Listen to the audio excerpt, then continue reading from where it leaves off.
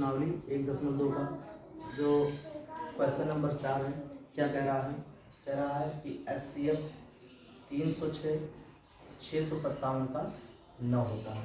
ठीक है, जो HCF है 306 और 657 का जो HCF है वो 9 दिया है, और इसका एलसीएम मतलब 306 और 657 का एलसीएम याद करना है। ठीक है, कहने का मतलब है ये दो संख्याएं दिए हैं 306 657, 306 और 657 दोनों में दिए गए हैं।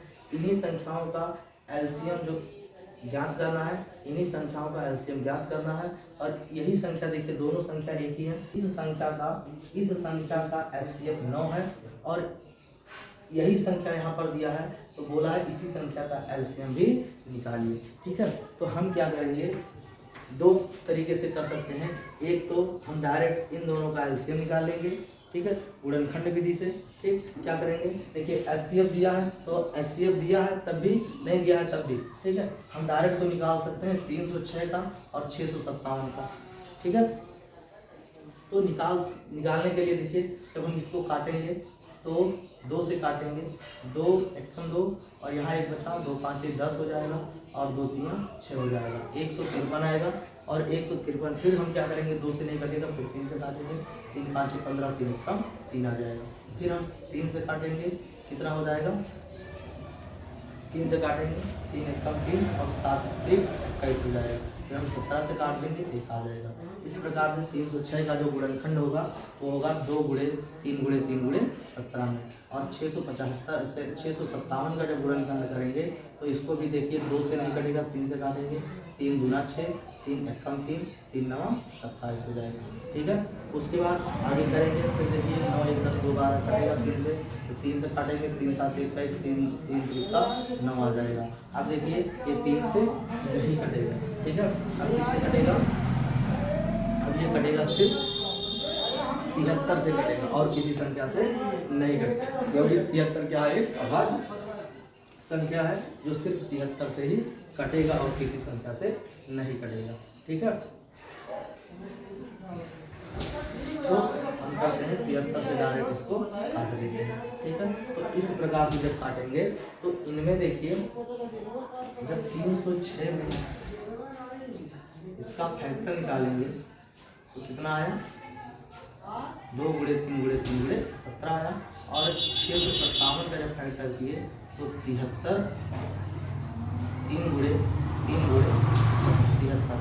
ठीक है, इनमें देखिए क्या कॉमन हो रहा है, अगर एलसीएम निकालेंगे तो एलसीएम और एचसीएफ, ठीक है, दोनों में पहले कॉमन दिया है तो कॉमन संख्या हम निकाल लेते हैं। ठीक है, दोनों में क्या है, 3 और 3 कॉमन है, दोनों में 3 कॉमन है। तो इसका एचसीएफ का निकालेंगे तो देखिए 3 कितनी बार दिया है, 2 बार, एक ये 3 कॉमन, एक ये 3 कॉमन, तो 3 गुणे 3 क्या निकल गया, 9 हो गया। देखिए एचसीएफ इसका 9 दिया है।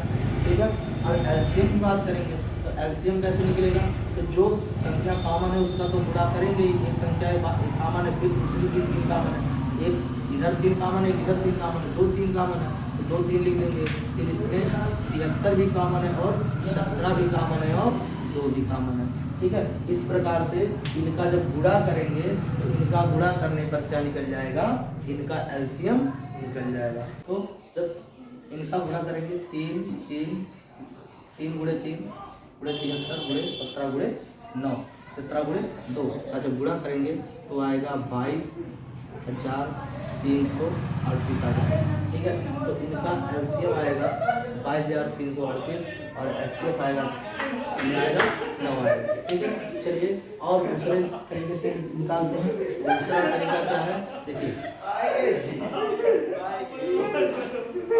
जब दूसरे तरीके से निकालेंगे तो क्या होगा कि देखिए इसका एचसीएफ जो दिया है और एलसीएम जो दिया है, एचसीएफ और एलसीएम का जब गुणा कराते हैं तो बाकी 2 संख्याओं के जिनका निकाले हैं उन संख्याओं के गुणनफल के बराबर होता है। ठीक है, तो इन दोनों संख्याओं का अगर गुणनफल कर देंगे 306 और 657 का गुणा कर देंगे, 306 और 657 का गुणा कर देंगे तो उनके एलसीएम और एचसीएफ के गुणनफल के बराबर होता है। ठीक है, ये अभी क्वेश्चन नंबर इसमें किए हैं, क्वेश्चन नंबर 1 में और 2 में हमने सिद्ध किया, क्वेश्चन नंबर 2 में सिद्ध किया। ठीक है, तो देखते हैं जब एचसीएफ दिया है कितना दिया है 9, एलसीएम दिया है आपका कुछ नहीं, एलसीएम ज्ञात करना है 9 एचसीएफ होगा और एलसीएम दिया ही नहीं है, एलसीएम को ऐसे रख लेंगे और यहाँ 306 दिया है और यहाँ दिया है 657 दिया है।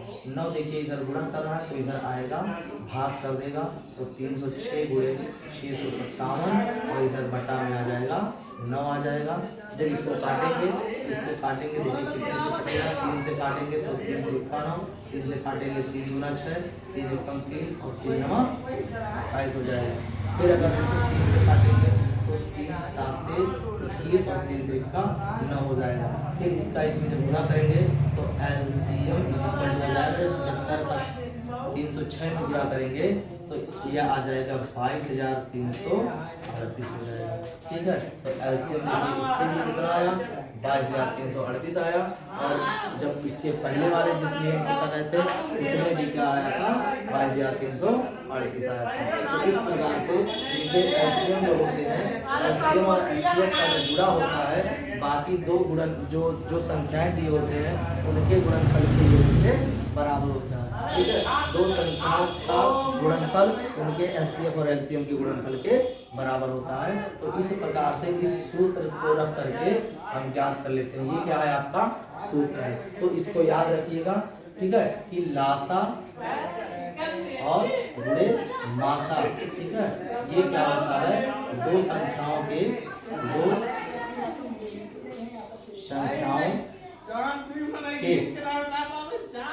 गुणनफल के बराबर होता है। दो संख्याओं के गुणनफल के बराबर होता है। क्या होता है लासा और मासा का गुणनफल दो संख्याओं के गुणनफल के बराबर होता है। ठीक है।